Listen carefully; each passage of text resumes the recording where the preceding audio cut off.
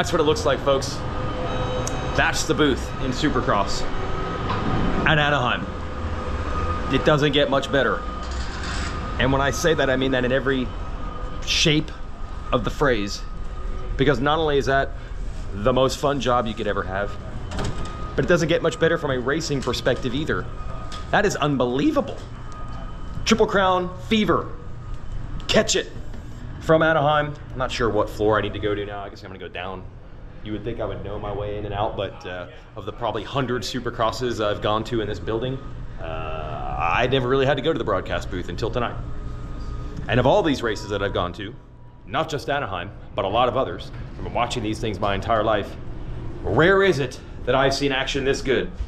Okay, Atlanta 1990, okay, not quite that good. There have been classics.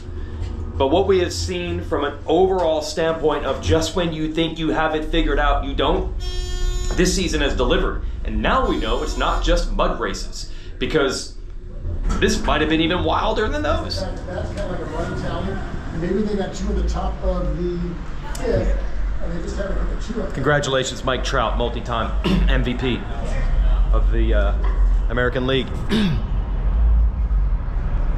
2002 world champion, Hayes. Been about that long since I've been trying to get that gig, and what a night to do it. We hype up every season in Monster Energy AMA Supercross as the year where it's so stacked. And I understand that there's a chance we could be doing a Weege Show right here, brought to you by Racetech.com and their fabulous gold valves. You know, your suspension will be plusher, better bottoming resistance, more traction, made and engineered in the USA. Go to Racetech.com, get a set for your bike, and look into Racetech's engine services and a lot of other things that they offer for all motocross bikes. Who cares? I'm going past the velvet rope.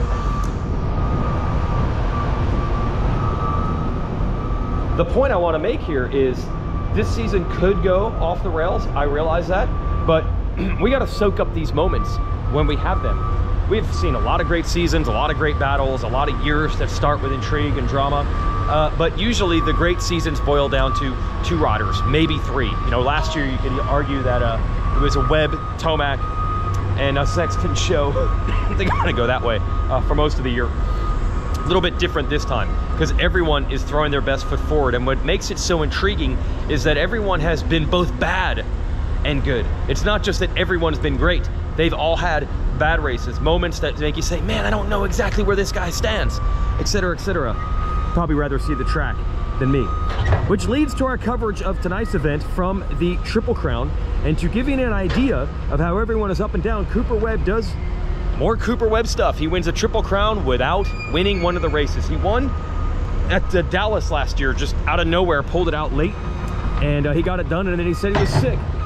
But Cooper Webb winning, not a surprise. He was awesome at Anaheim 1. He kind of felt that this was going to happen. And Cooper Webb was down 18 points after the mud race, round 2, and it looked like, oh man, this is already trending the wrong direction. Great last week, almost won. Wins this time. He's right back in the thick of it.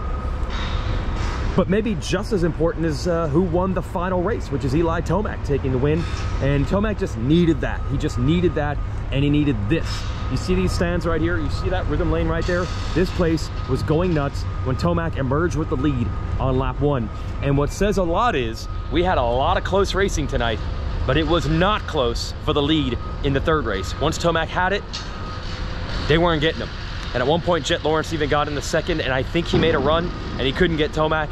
I don't think we doubted Tomac, but we definitely wanted confirmation that it's still the Eli Tomac that we know and love, and this goes a long way toward doing that. So for both Webb and Tomac, this is a win, but again, we're still not 100% sure, right? We're still not 100% sure, and that's what we like. Jason Anderson might have been the best rider tonight overall.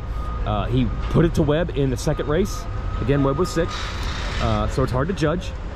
Anderson was awesome, but then he was down early in race number 3, and then I believe is going to take a penalty for going too fast off the side of the track in the whoops, which is kind of something Anderson has done before. He's not an AMA fan, I know that. As James Stewart said on his Bubba's World podcast, he's got the AMA on Zelly or Zelle, whatever you call that. Can we not just stick with PayPal? Because he's paid so many AMA fines. fine last week for the dust up with Jet, and I think a penalty that'll knock him off the podium tonight and cost him some points, which might mean something the way this season is going. So Anderson was great. It doesn't quite show in the results. Aaron Plessinger was good enough. I mean, it wasn't San Diego level, but if you're trying to judge, like, was that a fluke deal or can Plessinger do it in the dry? This is, again, it's hard to say. It was good. It wasn't as good as last week. He wasn't the best guy, but he certainly was competitive. And somehow Aaron Plessinger is still the points leader. And somehow I haven't gotten this white shirt dirty through that whole adventure to make it from there to here. Hey, why don't we just see how gnarly these tracks are, Blair's breakdown style. This is nuts. Here's how Anderson got it done, everybody. Watch this. He tripled in this corner. This little kink that we had here was so vicious. I watched the guys in practice. I saw so many guys right where those tough blocks were piled up, this apex here, and then they would start to lose traction there, try to gather it up, and by the time they gathered it up, it's, oh no, I'm almost into this corner, and it's so slippery. You know these guys are pushing hard when a turn in qualifying practice was fun to watch. No, free practice. The free practice this turn was fun to watch, and it was just a turn. That's how hard these guys are pushing now. Anyway, here's what Anderson did. You might have saw it on the TV show. He tripled in. Look at what he's doing. This is a 3-footer. He's getting over that 5-footer over there. Now, what I just discovered is not only was it bad fast, but it was also not as bad as hitting these ruts. Oh my gosh, do you see the landing of this jump? Look at the edge. Look how beat down this is. That's like a foot difference between where the dirt was and where it ended up now. That is crazy stuff. And then look at these ruts. But Anderson went all the way over this. He went from here to here. A couple guys did this on press day. I believe Malcolm Stewart did it first, and then Webb did it. But Anderson was doing it in the races. And that really paid off. That one jump's already been jacked up because they had to drive that dozer out here. But look at the ruts. Man. And I'm glad I got this view of the track because the racing was great tonight. The season's awesome. These guys are talented. Everybody's going for it. That's great. Triple Crown format's great. But I think a real X factor is this track was just tricky enough. To me, this proves the point. When you have tricky tracks, it does lead to good racing. It was just difficult enough where no one could be perfect all the time. Look at these ruts here. You've got to be joking me. They were going from these ruts, quadding over that table. They were just completely clearing the table and landing quad on the other side. Gosh, that's crazy. See if the whoops are still here, and then we'll get to the Jet Lawrence story. Anyway, the track was tricky enough. You saw these battles where a guy would catch someone and then lose time, and then catch someone and then lose time. That's a difficult track, making it hard on these guys. Let's see if I can beat this. This is what you want to do.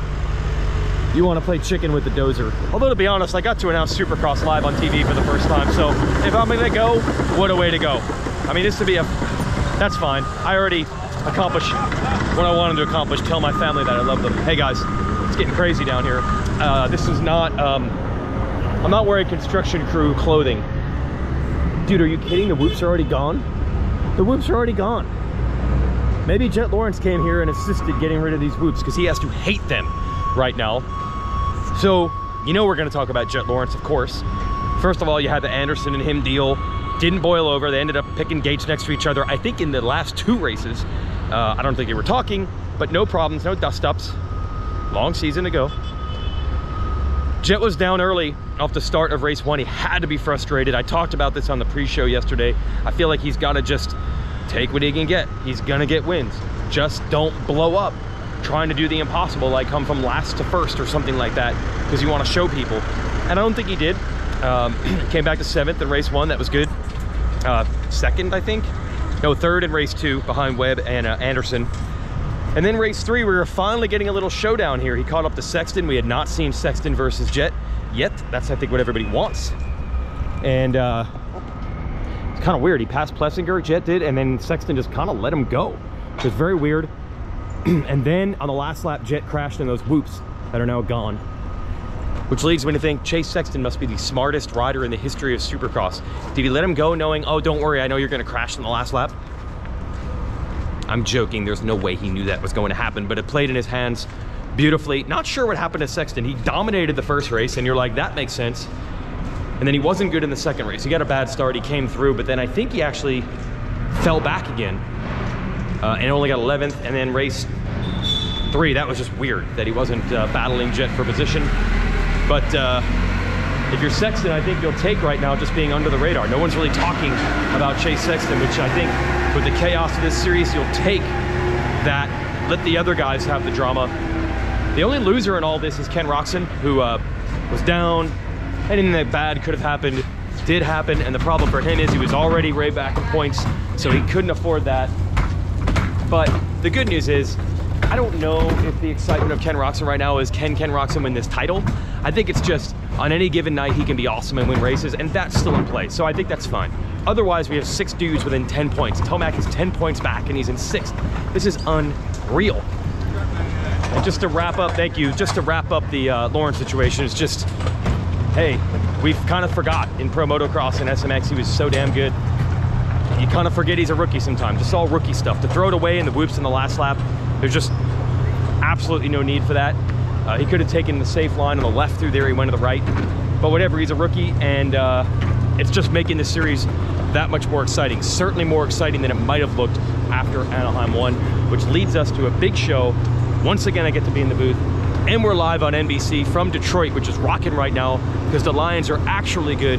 And that is like a all caps, bold italic on actually, because they're never good. Now those fans might be heartbroken by the time the game is over tomorrow, or the city's gonna be on fire and we're gonna go in and we could use that because it'll probably be cold in February. So fire would be fine. I'm joking. Anyway, we're done here. Racing's better than ever. Thanks everybody. And we will see you in Detroit, and I'm going to do more of this hopefully for the rest of my life, because there's no better job on earth and there isn't any better racing than that. TV crew, see you guys. Bonus coverage over there between those buildings. Let's see if we can see one. Disney World just lit the fireworks. That's like a celebration of Anaheim. The fireworks are going in the distance. Come on, give me one I can actually see on the darn camera. There it is. There it is, way out there. This is where you, not having a zoom lens hurts. What a way to wrap this up. Yeah, let's get the Disneyland fireworks in the parking lot on our way out of Anaheim after an epic night of epic racing and really just a celebration of the series. Cannot believe this worked out this way. Fireworks, everybody. Let's celebrate Supercross!